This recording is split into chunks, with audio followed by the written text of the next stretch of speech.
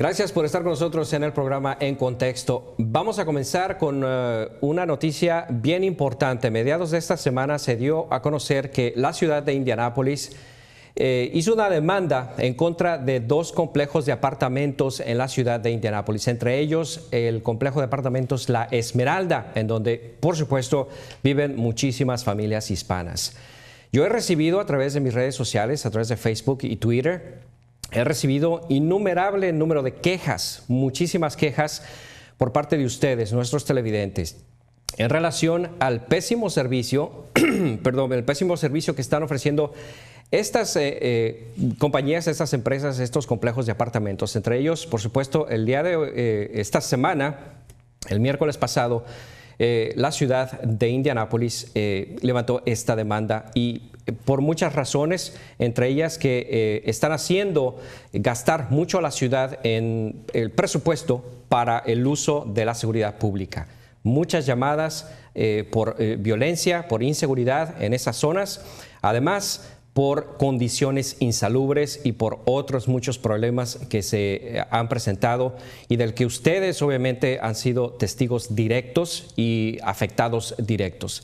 Bueno, para hablar sobre eso, cómo resolver esos asuntos, dónde presentar una queja y sobre todo cómo prevenir encontrarse en esas situaciones, porque a veces las mismas personas, los mismos inquilinos son culpables, vamos a decirlo, vamos a hablarlo claro, porque no leen el contrato, no se informan antes, pero hay muchas situaciones en las que no tienen la culpa, por supuesto, los inquilinos y se encuentran en situaciones muy desagradables como las que ustedes nos han comentado a través de las redes sociales. Bueno, para eso se encuentra aquí en el estudio Ernesto Herrera. Él es mediador del consumidor de la oficina del fiscal general del estado de Indiana, a quien me da muchísimo gusto recibir en el estudio. Buenas tardes, gracias por la invitación, Raúl. Al contrario.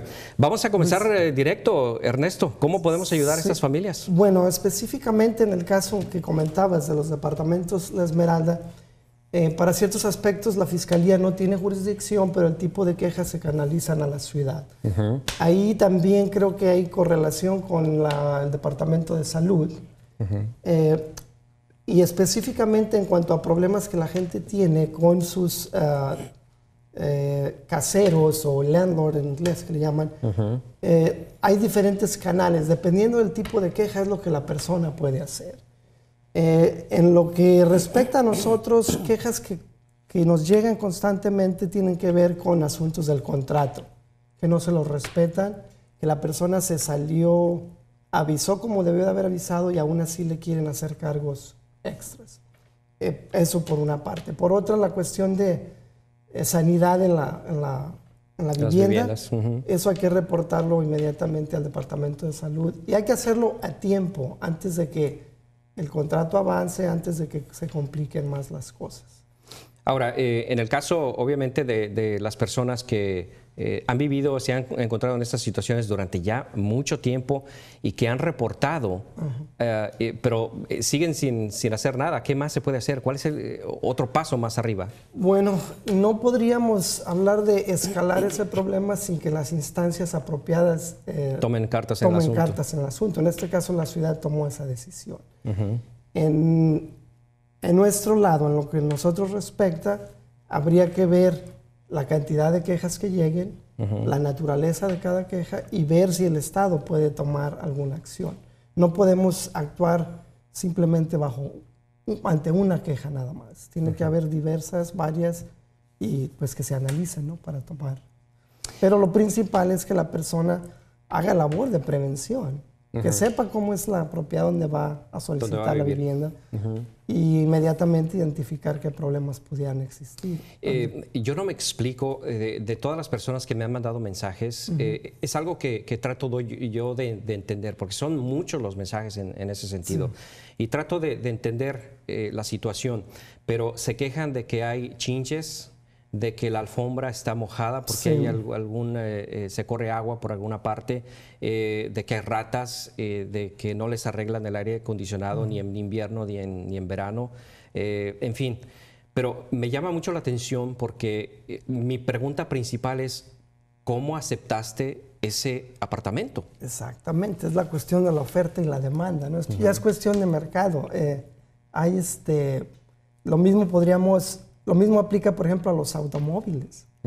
Hay gente que va y se endeuda con un automóvil que ya tiene cerca de 100,000 millas y está pagando el equivalente a un coche casi seminuevo. Estoy hablando de sumas de 9,000, 10,000 dólares por un automóvil que en cuanto lo sacas del lote está listo para destruirse. Y la pregunta es, ¿cómo es que llegamos a eso? Son diferentes factores. Uno de ellos, el exceso de mercancía en el mercado y la necesidad, en este caso, vivienda, automóvil. Son necesidades básicas. Y quizás por lo barato, ¿no? Por lo barato y lo accesible se dejan ir sobre eso, entonces es difícil darse tiempo para filtrar y ser un poco más selectivos en lo que vamos a adquirir. A ver, pero los apartamentos tienen la obligación, obviamente, si por ejemplo, ¿no? Un ejemplo claro es que una madre de familia me manda un mensaje en invierno diciéndome que no habían arreglado su aire acondicionado, entonces pues obviamente con frío, ¿no? Se las arreglaban ahí. Incluso con el riesgo de provocar algún incendio, ¿no? Porque estaban utilizando muchos artefactos para calentar, ¿no? Pero el hecho de que los apartamentos, los complejos de apartamentos no hagan el esfuerzo para ir a arreglar, eso dice mucho también de los dueños, ¿no? Sí.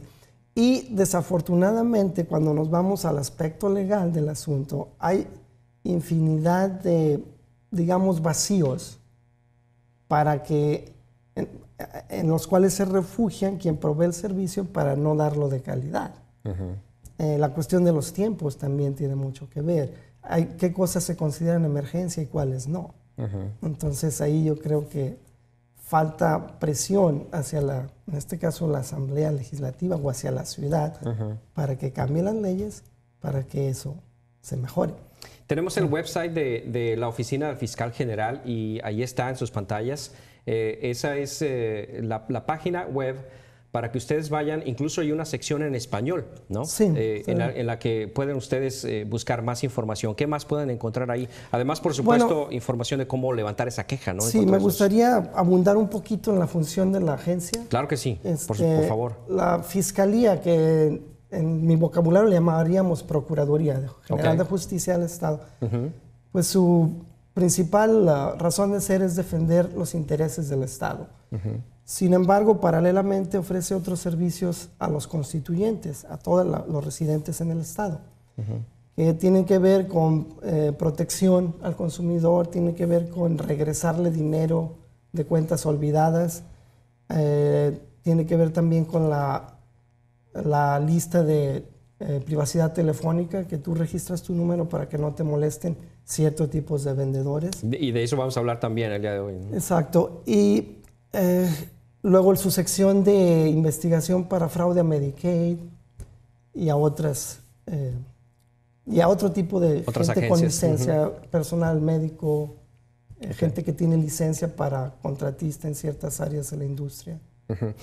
Y ustedes reciben un innumerable sí, estamos hablando diferentes de quejas, ¿no? miles y miles de quejas por año. Los archivos son enormes.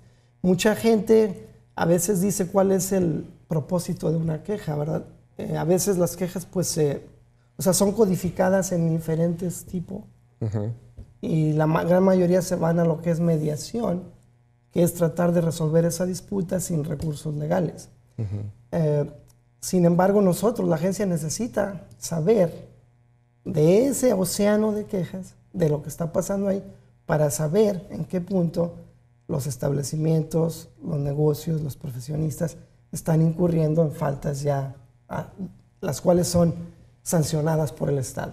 Muy bien. Vamos a seguir hablando de esto porque es muy importante para nuestra comunidad, nuestros televidentes. Así es que hacemos una pausa comercial y regresamos con más en el programa En Contexto.